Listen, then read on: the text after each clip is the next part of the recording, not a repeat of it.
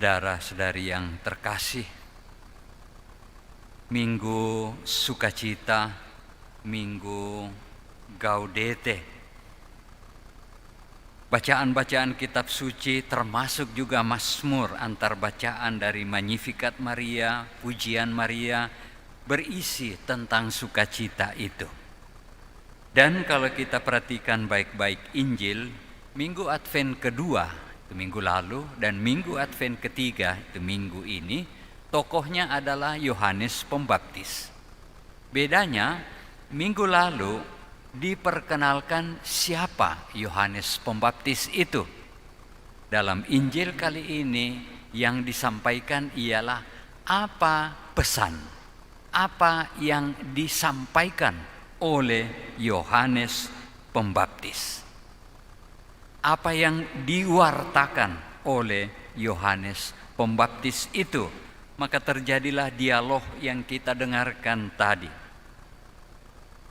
Yohanes, kalau kita baca bagian sayang tadi di Injil ayat 5 sebelum bacaan tadi, di sana ada suatu ungkapan yang sebenarnya menjadi inti dari warta Yohanes yang dikatakan, terang bercahaya dalam kegelapan dan kegelapan tidak menguasainya.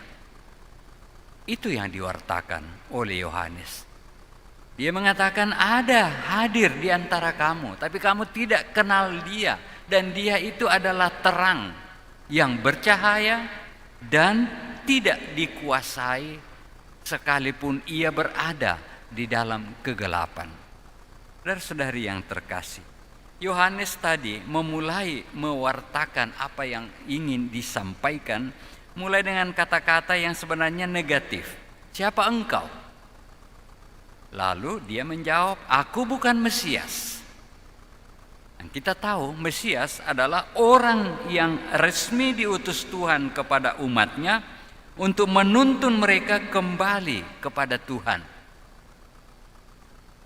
Lalu yang berikut, dia juga mengatakan, aku juga bukan Elia.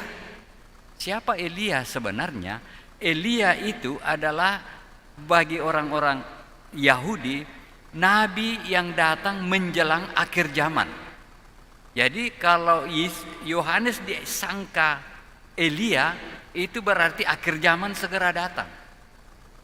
Tapi Yohanes mengatakan, aku juga bukan Elia. Saudara-saudari yang terkasih,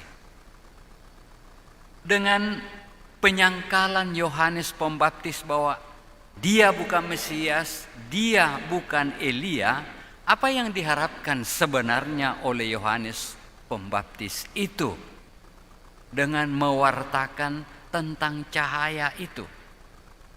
Intinya ialah orang-orang Yahudi ini mengharapkan Mesias. Tetapi bagi Yohanes Pembaptis, dia melihat bahwa harapan orang-orang ini salah.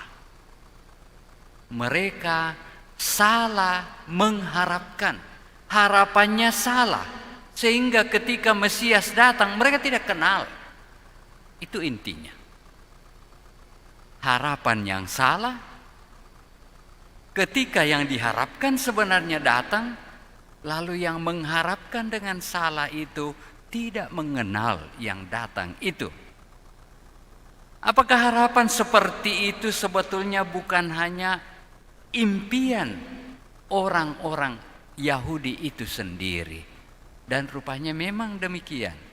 Mereka mempunyai harapan akan datang seorang Mesias seperti Raja Daud, yang datang dengan kekuasaan, yang membentuk kekuatan, bisa mengalahkan bangsa lain, dan menjadi suatu komunitas kerajaan yang kuat secara duniawi. Dan Yohanes mau mengoreksi itu.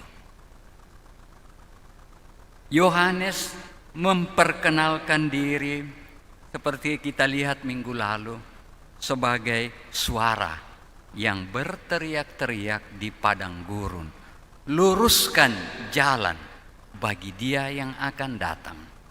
Kalau kita periksa baik-baik nubuat Yesaya itu, siapa sebenarnya yang disuruh luruskan jalan? Ternyata kalau diperiksa cukup teliti menurut para ahli tafsir kitab suci, bukan manusia yang disuruh luruskan jalan. Yang disuruh luruskan jalan itu adalah kekuatan-kekuatan surgawi. Karena manusia sudah tidak bisa menolong dirinya sendiri untuk memperoleh keselamatan itu. Maka Allah memerintahkan kekuatan-kekuatan surgawi luruskan jalan supaya manusia yang dia mau tebus ini bisa ikut, bisa lagi mengikuti jalan itu.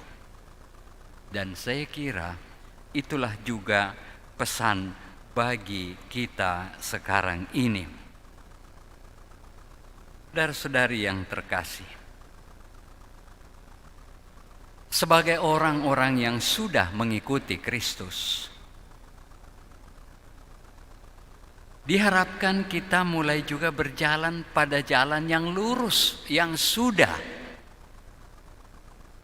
disampaikan kepada kita oleh kitab suci, tetapi juga oleh bimbingan Roh Kudus. Tetapi sering terjadi bahwa kita manusia masih tetap seperti orang-orang Yahudi tadi, mempunyai harapan-harapan, mempunyai imajinasi yang lain. Sehingga ketika apa yang sebenarnya kita butuhkan datang, kita tidak kenal itu. Dan itulah warta Yohanes Pembaptis bagi kita sekarang ini. Yohanes mau mengatakan juga kepada kita, ketahuilah kamu salah mengharapkan. Kritislah terhadap harapanmu sendiri. Kamu sendiri yang menciptakan harapanmu dan kamu mengatakan Allah tidak memenuhinya. Bayangan mereka tentang Mesias lain. Sehingga ketika Yohanes itu mengatakan dia sudah hadir di tengah-tengah kamu. Dia adalah terang yang ada di antara kamu. Dan kegelapan, termasuk kegelapan ketidaktahuan manusia ini, tidak akan mengalahkan terang itu. Dan itu adalah suatu kekuatan bagi kita. Maka saudara-saudari yang terkasih, mari kita tetap berusaha untuk mengenali terang itu dalam kehidupan nyata kita sekarang ini. Ada begitu banyak, kalau kita lihat di media sosial, janji-janji surgawi dalam tanda petik, yang kadang-kadang juga menjadi harapan-harapan kita. Janji-janji surgawi yang akhirnya begitu jauh sehingga kita frustrasi untuk merasa tidak mampu untuk mencapai itu. Yohanes mengoreksi harapan-harapan kita.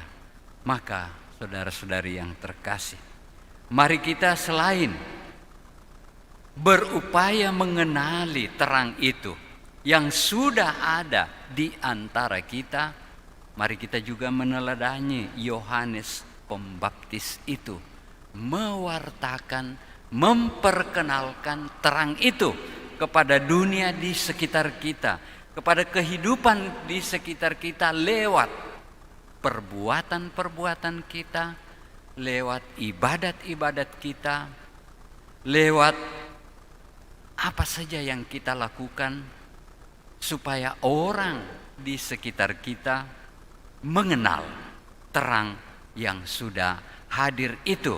Dan itu menjadi alasan kita bersukacita. Paus Fransiskus mengeluarkan surat gembala tentang sukacita Injil, mewartakan sukacita Injil. Dengan kata lain, hidup kita meskipun dalam berbagai keadaan yang kadang-kadang kita sendiri merasa tidak bergembira dengan hidup ini, kita wajib mewartakan sukacita itu. Lalu contoh saya kira yang paling nyata bagi kita sekarang, sukacita apa yang bisa kita wartakan dalam masa pandemi ini? Itu tentu pertanyaan besar bagi kita. Tadi pagi kegiatan sosial di paroki kita menyampaikan secara material bingkisan-bingkisan untuk saudara-saudari kita.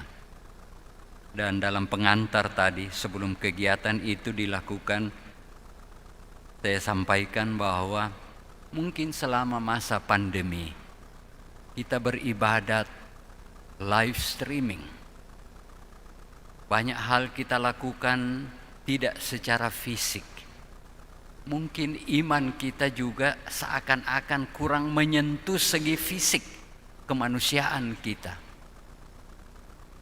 Kegiatan sosial itu adalah salah satu cara untuk menyeimbangkan kegiatan-kegiatan virtual dengan kegiatan-kegiatan ungkapan iman secara nyata fisik. Dan saya kira sebagai manusia biasa kita semua membutuhkan itu.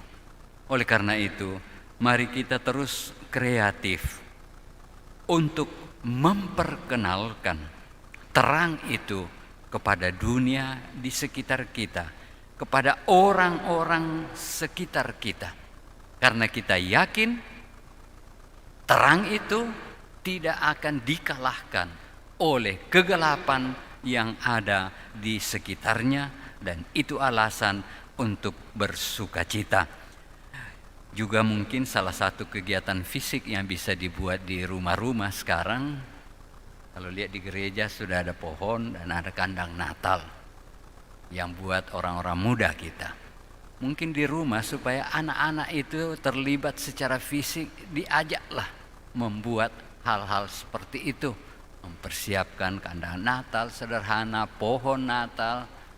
Jangan deh bapak atau ibu atau suruh karyawan bikin itu, suruhlah anak-anak. Itu secara fisik, untuk secara mungkin ya psikologis juga bisa membantu anak-anak kita untuk menghayati Yesus datang.